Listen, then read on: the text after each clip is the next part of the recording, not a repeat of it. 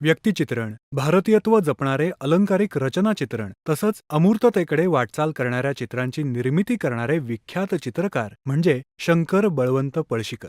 त्यांचा जन्म भंडारा जिल्ह्यातल्या साकोली या गावी 17 मे 1917 या दिवशी झाला.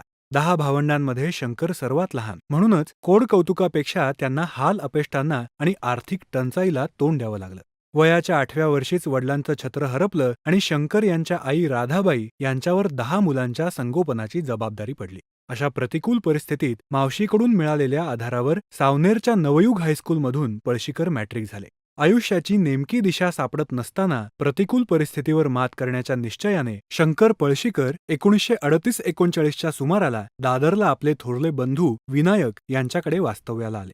मुंबईमध्ये आलेल्या शंकर पळशीकरांनी त्या काळात उपजीविकेसाठी प्रसिद्ध चित्रकार NS बेनरे, दीनानाथ दलाल आणि VS वाकणकर यांच्याकडे अनेक व्यावसायिक कामं केली.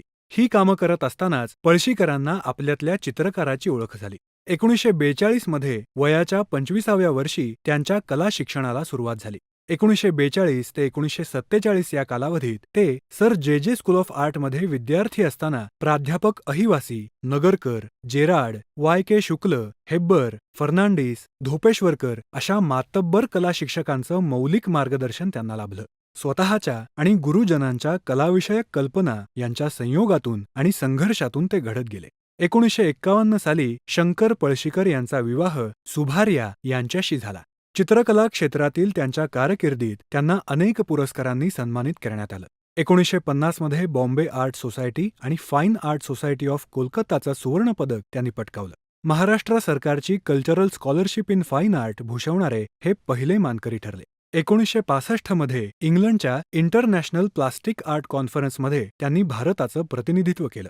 प्रथम विद्यार्थी, नंतर फेलो, सहव्याख्याता, व्याख्याता, प्राध्यापक अशा चढत्या आलेखाबरोबर 1968 मध्ये सर जे स्कूल ऑफ आर्टच्या अधिष्ठातापदी त्यांची नियुक्ती झाली. 1973 मध्ये श्रीलंका सरकारने चित्रकला शिक्षण तज्ज्ञ म्हणून त्यांना आमंत्रित केलं होतं. 1975 मध्ये ते अधिष्ठाता या पदावरून निवृत्त झाले. 1982 मध्ये अकॅडमी ऑफ इटली या संस्थेने कला क्षेत्रातील उल्लेखनीय कार्याबद्दल त्यांना सुवर्ण पदकाने सन्मानित केलं. अनेक आंतरराष्ट्रीय प्रदर्शनात त्यांच्या चित्रांची प्रशंसा झाली. नवी दिल्लीच्या ललित कला अकादमीने प्रमुख 10 भारतीय चित्रकारांमध्ये त्यांना स्थान दिलं. वास्तविक पाहता पळशीकर ज्या काळात शिकले तो काळ मूर्त वास्तववादी चित्रकलेचा होता, पण कोणत्याही शैलीशी किंवा चळवळीशी त्यांनी स्वतःला बांधून घेतलं नाही. मूर्त ते अमूर्त शैलीपर्यंतच्या प्रवासात बदल, नवी संकल्पना, नवे तंत्र ते आत्मसात करत गेले. व्यक्तिचित्रण असो की मूर्त अथवा अमूर्त रचनाचित्र असो, त्यांच्या प्रत्येक चित्रात वेगळे भाव प्रदर्शित होत. जलरंगांपासून ते तैलरंगांपर्यंत विविध माध्यमांवर त्यांची हुकूमत होती. जलरंगातून चित्राला पोत प्राप्त करून देण्याची प्रथा शंकर पळशीकर यांनी सुरू केली. व्यक्तिचित्र करताना त्यांनी कधी बाह्य, दर्शनी भागाचं चित्रण केलं नाही, तर प्रत्येक व्यक्तीच्या अंतर्मनाचा त्यांनी ठाव घेतला.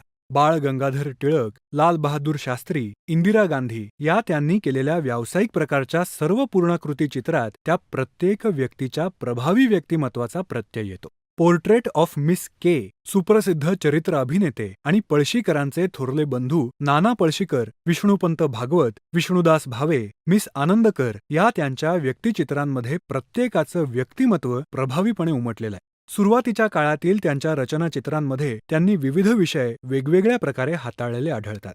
साधारणपणे 1943 ते 1948 पर्यंतच्या त्यांच्या रचनाचित्रांमध्ये निसर्ग चित्रातले अथवा ग्रामीण अथवा लोकजीवनातले घटक हे प्राधान्याने येतात. त्यांचं गोवन लाईफ हे 1983 मधलं चित्र हे त्यापैकीच एक. 1946चं ग्रीन लोटस, 1950 सालचं सिनर्स डिव्हाइन, 1957 मध्ये काढलेलं वन विदाउट सेकंड या रचनाचित्रांमध्ये भारतीय चित्रशैली आणि त्यातील प्रतिमा प्रतीकांचा प्रभाव दिसतो.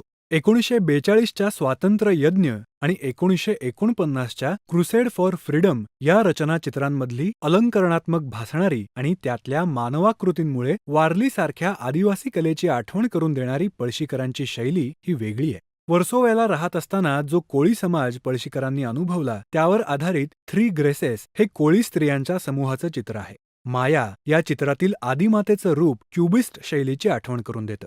1970च्या दशकात शंकर पळशीकर अमूर्त चित्रांकडे वळले. चित्रानुभूती या त्यांच्या लेखात त्यांनी सांगितल्याप्रमाणे कुठलीही शक्ती पूर्णतः संपत नाही. निर्माण शक्तीची मर्यादा संपली तरी थोडी शक्ती शिल्लक राहतेच. या काळातली त्यांची चित्र म्हणजे कलर अँड साऊंडची मालिका आहे. 1968 आणि 1983 मध्ये साकारलेलं क्लिम, 1970 साली घडवलेलं रिम, 1972चं श्रिम आणि 1971, 1973 आणि 1974 साली निर्मिलेलं कलर अँड साऊंड अशा त्यांच्या चित्रांमधून ध्वनीच्या रूपाने बीजाक्षरे येतात. या मालिकेतून पळशीकरांनी ध्वनी आणि रंग एकमेकांशी कसे निगडित आहेत हे दाखवलं. ऊर्जेच्या वैश्विक घटिताला विज्ञानाच्या भूमिकेतूनही पाहता येतं हे पळशीकरांच्या 1974च्या फ्रीडम आणि E=mc² या चित्रांमधून दिसतं. एक कलाशिक्षक म्हणून पळशीकरांचा अनेक विद्यार्थ्यांवर आणि चित्रकारांवर प्रभाव पडला. त्यांचा व्यासंग, शोधक वृत्ती आणि जीवनमूल्य अनेकांना मार्गदर्शक ठरली. त्यांची प्रात्यक्षिकं तर कला अभ्यासकांसाठी एक पर्वणीच असायची. रजा, तय्यब मेहता, D.G. कुलकर्णी, अकबर पदमसी, मोहन सामंत, गायतोंडे असे अनेक समकालीन चित्रकार पळशीकरांचा आदर करायचे. अशा या व्यासंगी चित्रकाराचं 4 मार्च 1984 रोजी मुंबईत निधन झालं.